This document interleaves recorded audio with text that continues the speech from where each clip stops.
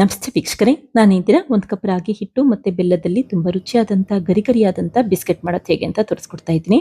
ನೀವು ಮಕ್ಕಳಿಗೆ ಹೊರಗಡೆಯಿಂದ ಜಾಸ್ತಿ ದುಡ್ಡು ಕೊಟ್ಟು ದುಬಾರಿ ಬೆಲೆಯ ಬಿಸ್ಕೆಟ್ ತರಿಸೋದಕ್ಕಿಂತ ಈ ರೀತಿ ಮನೆಯಲ್ಲೇ ಆರೋಗ್ಯಕರವಾಗಿ ಬಿಸ್ಕೆಟ್ ಮಾಡಿ ನೋಡಿ, ಮಕ್ಕಳಿಗಂತೂ ತುಂಬಾ ಇಷ್ಟ ಆಗುತ್ತೆ.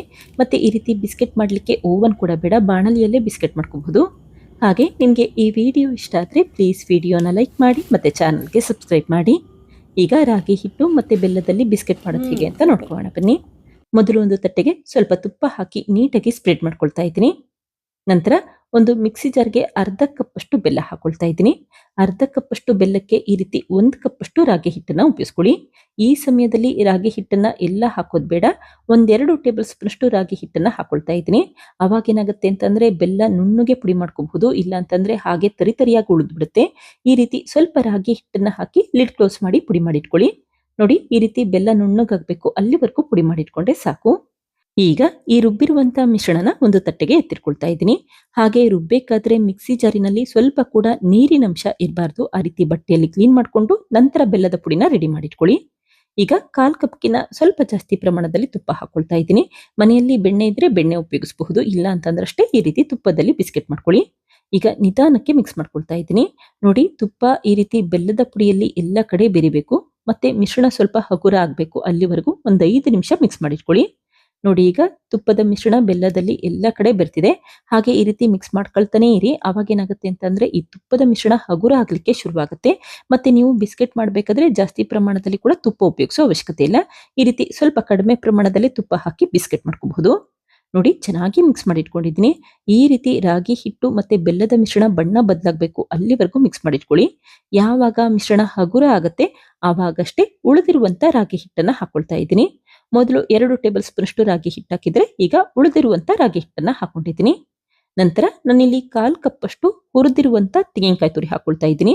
ನಿಮ್ಮ ಹತ್ರ ಕೊಬ್ಬರಿ ಪುಡಿ ಇದ್ರೆ ಕೊಬ್ಬರಿ ಪುಡಿನೇ ಉಪಯೋಗಿಸ್ಕೊಳ್ಳಿ, ಇಲ್ಲ ಅಂತಂದ್ರೆ ಹಸಿ ತೆಂಗಿನಕಾಯಿ ತುರಿನ ಒಂದು 3-4 ನಿಮಿಷ ಹುರಿದಿಟ್ಕೊಂಡು ನಂತರ ಕೂಡ ಉಪಯೋಗಿಸ್ಕೊಬಹುದು.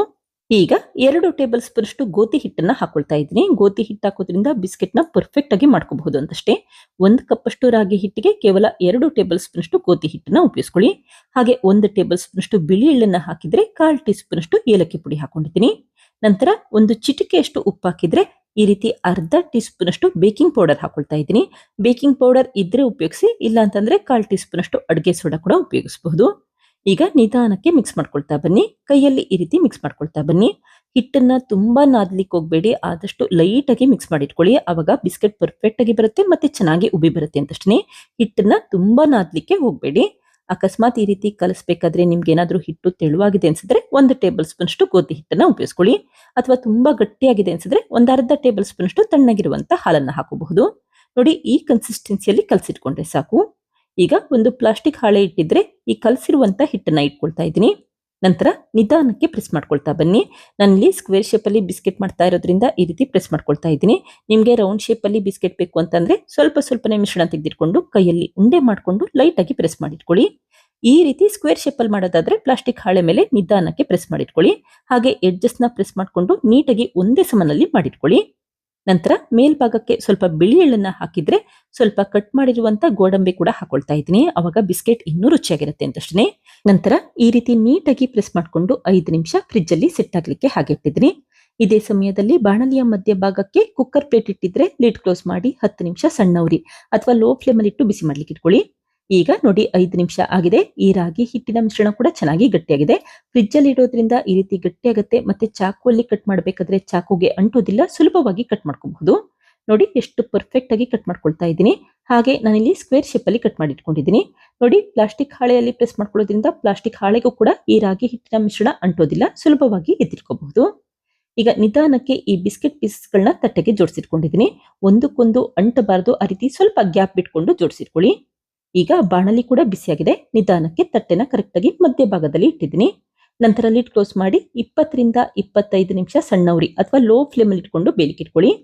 ಈಗ 20 ನಿಮಿಷ ಆಗಿದೆ. ನೋಡಿ, ಈ ರೀತಿ ಎಡ್ಜಸ್ ಸ್ವಲ್ಪ ಬಣ್ಣ ಬದಲಾಗಿರುತ್ತೆ, ಅವಾಗ ಚೆನ್ನಾಗಿ ಬೆಂದಿದೆ ಅಂತ ಅರ್ಥ. ತಕ್ಷಣನೇ ಹೊರಗಡೆ ತಿರ್ಕೊಳ್ಳಿ. ಇದೇ ರೀತಿ ಬಾಣಲಿ ಬಿಸಿ ಇರಬೇಕಾದ್ರೇನೆ ಮತ್ತೊಂದು ಪ್ಲೇಟ್ ಇಟ್ಟು 20 ನಿಮಿಷ ಬೇಲಿಕ್ಕೆ ಇಟ್ಟಿದ್ದೀನಿ. ಈ ರೀತಿ ಮೊದಲು ಸಾಫ್ಟ್ ಆಗಿರುತ್ತೆ, ಬಿಸಿ ಇರಬೇಕಾದ್ರೆ ತುಂಬಾನೇ ಸಾಫ್ಟ್ ಆಗಿರುತ್ತೆ, ಮುಟ್ ನೋಡ್ಲಿಕ್ಕೆ ಹೋಗ್ಬೇಡಿ. ಈ ರೀತಿ ಸೈಡ್ ಎಲ್ಲ ಸ್ವಲ್ಪ ಬಣ್ಣ ಬದಲಾಗಿರುತ್ತೆ, ಆವಾಗಷ್ಟೇ ಚೆನ್ನಾಗಿ ಬೆಂದಿದೆ ಅಂತ ಅರ್ಥ. ತಕ್ಷಣನೇ ಹೊರಗಡೆ ಎತ್ತಿಟ್ಕೊಳ್ಳಿ. ಈಗ ಈ ಮಾಡಿಟ್ಟಂತ ಬಿಸ್ಕೆಟ್ಗಳನ್ನ ತಣ್ಣಗಾಗ್ಲಿಕ್ಕೆ ಹಾಗೆ ಇಟ್ಟಿದ್ದೀನಿ. ನೋಡಿ ತಣ್ಣಗಾದ ನಂತರ ಚೆನ್ನಾಗಿ ಗರಿಗರಿಯಾಗಿದೆ. ಈ ರೀತಿ ತಣ್ಣಗಾದ್ಮೇಲೆ ಅಷ್ಟೇ ಪ್ಲೇಟಿಂದ ಹೊರಗಡೆ ಎತ್ತಿಟ್ಕೊಳ್ಳಿ. ಅವಾಗ ಬಿಸ್ಕೆಟ್ ಕಟ್ಟಾಗೋದಿಲ್ಲ. ಬಿಸಿ ಇರಬೇಕಾದ್ರೆ ತುಂಬಾನೇ ಸಾಫ್ಟ್ ಆಗಿರುತ್ತೆ. ತೆಗಿಲಿಕ್ಕೆ ಹೋಗ್ಬೇಡಿ. ತಣ್ಣಗಾದ ನಂತರ ಅಷ್ಟೇ ತೆಗೆದಿಟ್ಕೊಳ್ಳಿ. ಹಾಗೆ ನಾನು ಮೊದಲೇ ಹೇಳಿದಾಗೆ ಈ ಬಿಸ್ಕೆಟ್ಗಳನ್ನ ಸ್ಟೋರ್ ಮಾಡಿ ಕೂಡ ಇಡಬಹುದು. ಯಾವುದಾದ್ರೂ ಸ್ಟೀಲ್ ಬಾಕ್ಸ್ ಅಲ್ಲಿ ಸ್ಟೋರ್ ಮಾಡಿಟ್ರೆ 1 ತಿಂಗಳು ತನಕ ಸ್ಟೋರ್ ಮಾಡ್ಕೋಬಹುದು. ನೀವು ಮಕ್ಕಳಿಗೆ ಯಾವಾಗ ಬೇಕೋ ಅವಾಗ ಕೊಡಬಹುದು. ಹೆಲ್ದಿ ಆಗಿರುತ್ತೆ ಮತ್ತೆ ತುಂಬಾನೇ ರುಚಿಯಾಗಿರುತ್ತೆ. ಈಗ ಮಾಡಿಟ್ಟಂತ ಈ ಬಿಸ್ಕೆಟ್ಗಳನ್ನ ಒಂದು ಪ್ಲೇಟ್ಗೆ ಜೋಡಿಸಿಟ್ಕೊಂಡಿದ್ದೀನಿ. ನೋಡಿದ್ರಲ್ಲ ಫ್ರೆಂಡ್ಸ್, ಎಷ್ಟು ಸುಲಭವಾಗಿ ರಾಗಿ ಹಿಟ್ಟು ಮತ್ತೆ ಬೆಲ್ಲದಲ್ಲಿ ಆರೋಗ್ಯಕರವಾದಂಥ ಬಿಸ್ಕೆಟ್ ಯಾವ ರೀತಿ ಮಾಡಿದೆ ಅಂತ ಗೊತ್ತಾಯ್ತಲ್ವಾ? ನೀವು ಕೂಡ ಟ್ರೈ ಮಾಡಿ ನೋಡಿ. ಮಕ್ಕಳಿಗಂತೂ ತುಂಬಾನೇ ಇಷ್ಟ ಆಗುತ್ತೆ. ಮತ್ತೆ ಮತ್ತೆ ಕೇಳಿ ಮಾಡಿಸ್ಕೊಳ್ತಾರೆ. Thank you. ಲೈಕ್ ಮಾಡಿ ಮತ್ತೆ ಸಬ್ಸ್ಕ್ರೈಬ್ ಮಾಡಿ.